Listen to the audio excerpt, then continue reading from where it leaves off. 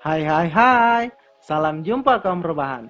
Balik lagi di channel Anak Kampung, channel yang membahas mengenai alur cerita film. Sebelum kita mulai, Mimin kasih waktu 5 detik ya buat pencet tombol subscribe dan tombol lonceng. Biar kalian gak ketinggalan cerita-cerita film seru berikutnya.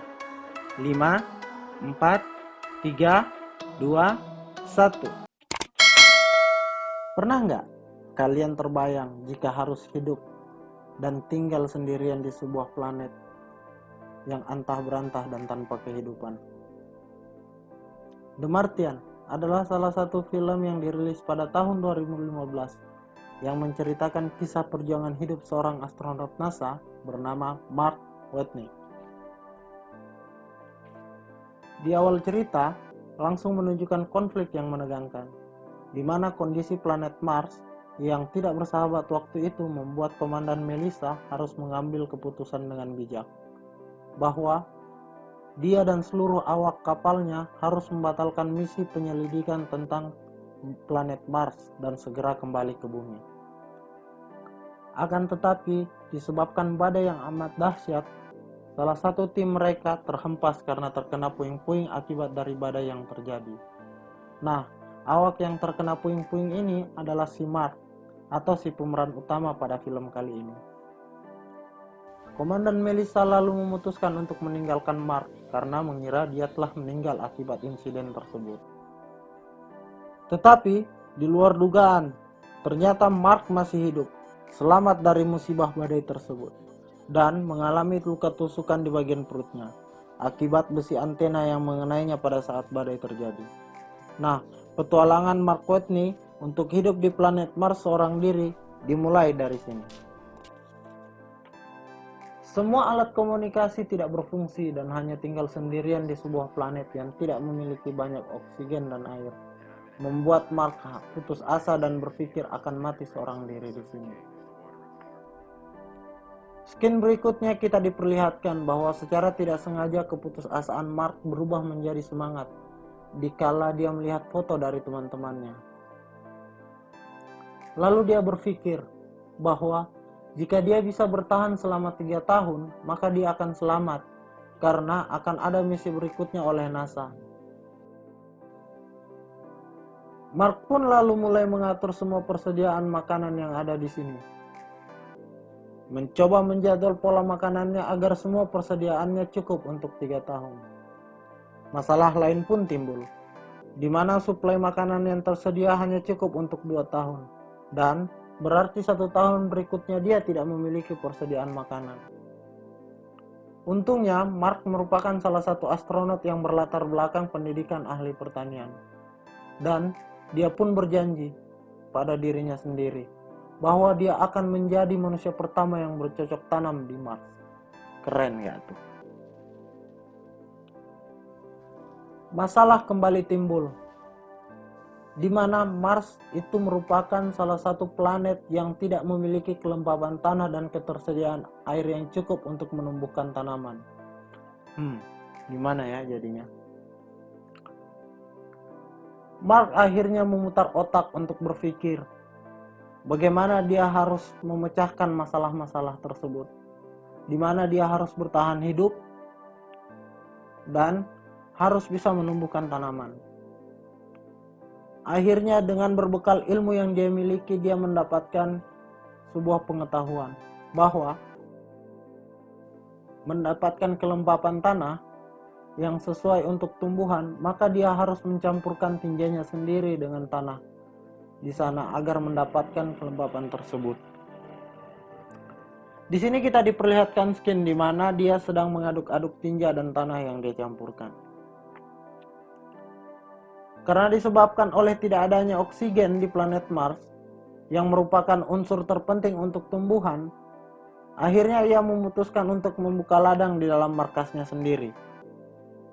Nah, di sini kita diperlihatkan kembali bahwa si Mark ini telah selesai mengerjakan ladang dan menanam benih. Namun untuk menumbuhkan tanaman tersebut, tentu butuh air yang banyak dan secara terus-menerus. Sementara persediaan air yang ia miliki sangat sedikit.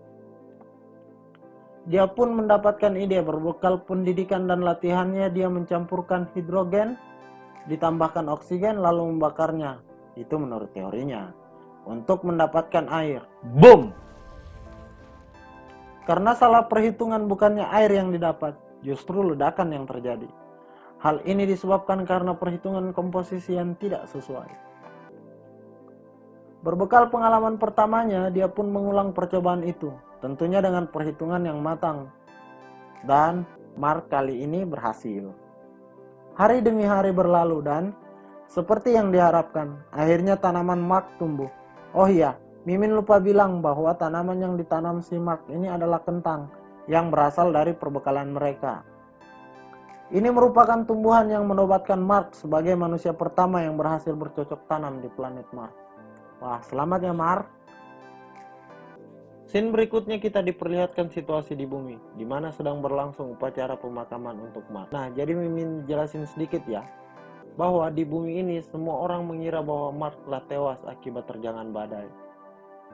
Kita kembali ke kantor pusat kendali NASA, di mana ada seorang petugas yang secara tidak sengaja melihat adanya ciri-ciri kehidupan di Mars, yang memungkinkan bahwa Mark masih hidup. Semenjak itu, setiap hari kantor pusat NASA memantau kegiatan Mark melalui satelit.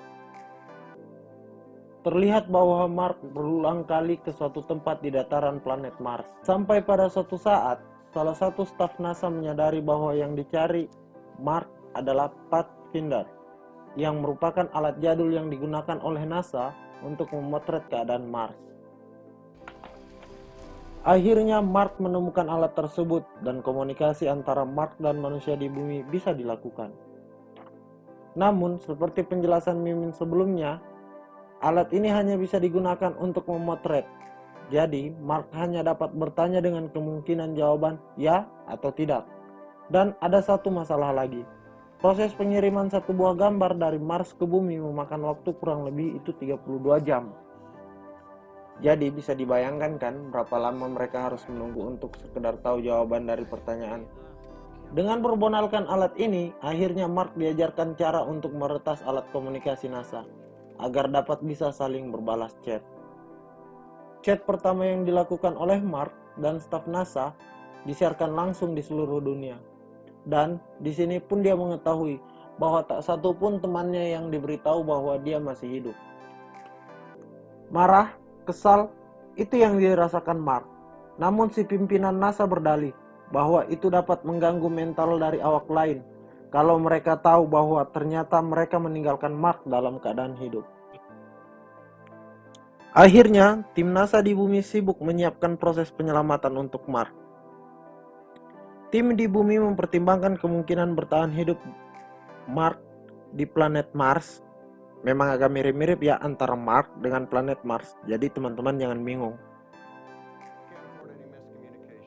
Tanaman yang dia tumbuhkan itu bisa bertahan sekitar 3 tahun untuk mencukupi perbekalannya sendiri.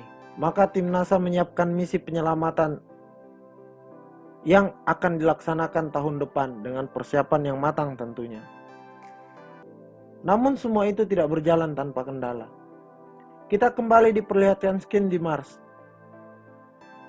di mana ladang Mark diterjang badai dan semua tanamannya mati. Wah, kasihan sekali si Mark ini ya. Hal itu tentu merubah semua rencana awal NASA, di mana misi penyelamatan akhirnya harus segera dipercepat. Disebabkan persediaan makanan Mark sudah mulai menipis, karena satu-satunya ladang yang dia harapkan sudah hancur lebur diterjang badai. Di sini juga kita diperlihatkan bahwa pada akhirnya astronot lainnya harus diberitahu tentang keadaan Mark yang masih hidup. Semua awak nampak terpukul mendengar pernyataan itu, dan mereka pun memutuskan untuk kembali menyelamatkan Mark. Namun keputusan ini mendapat pro dan kontra di antara pimpinan NASA yang berada di bumi, karena mempertimbangkan perbekalan dan jarak tempuh mereka jika harus kembali menyelamatkan Mark. Namun sang komandan dengan tekad yang teguh siap untuk kembali menyelamatkan salah satu awaknya. Nah, kita kembali diperlihatkan di mana terlihat seorang pemuda datang dengan ide gilanya tentang bagaimana merekayasa jalur perjalanan pesawat ulang-alik mereka agar dapat mempersingkat jarak tempuhnya. Dan dengan berat hati si pimpinan NASA di bumi akhirnya menyetujui ide tersebut. Karena dalam hal ini sudah tidak ada pilihan lain lagi.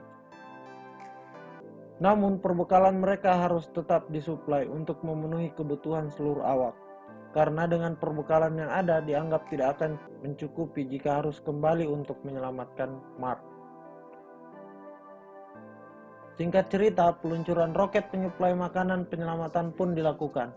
Namun gagal karena adanya kesalahan teknis pada roket peluncuran. Sedangkan roket ini merupakan satu-satunya roket yang dimiliki NASA pada saat itu untuk mengirimkan suplai makanan ke awak astronot lainnya, sebagai bekal mereka untuk menyelamatkan Mark.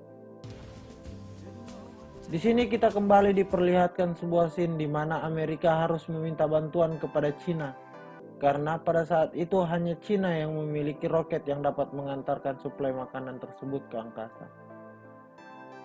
Dengan berat hati, akhirnya NASA mengajak kerjasama pemerintah Cina menggunakan fasilitas roket yang mereka miliki. Peluncuran kedua pun dilakukan.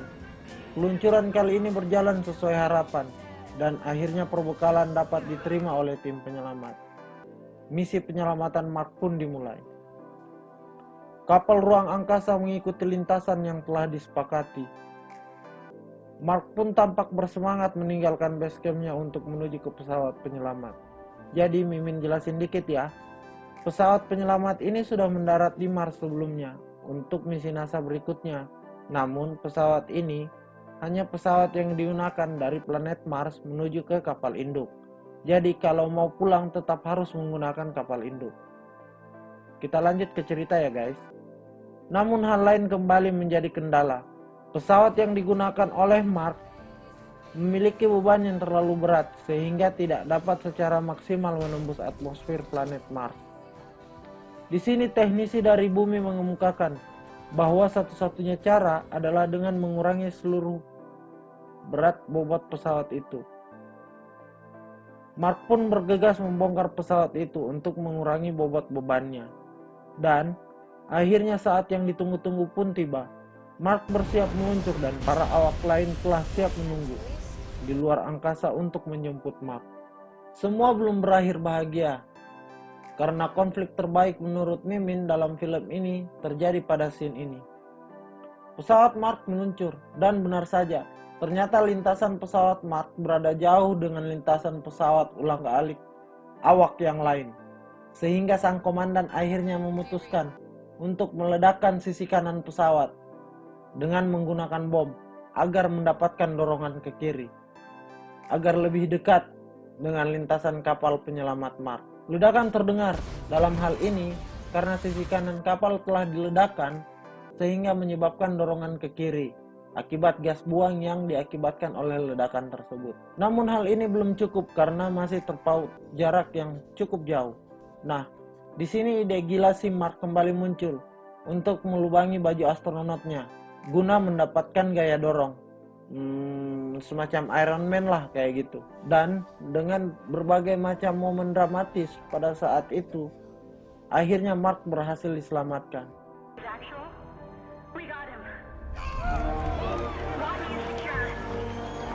Scene berpindah beberapa tahun kemudian, di mana Mark menjadi pelatih untuk astronot baru yang akan menjelajah ruang angkasa. Kalian suka nggak dengan alur cerita film tadi?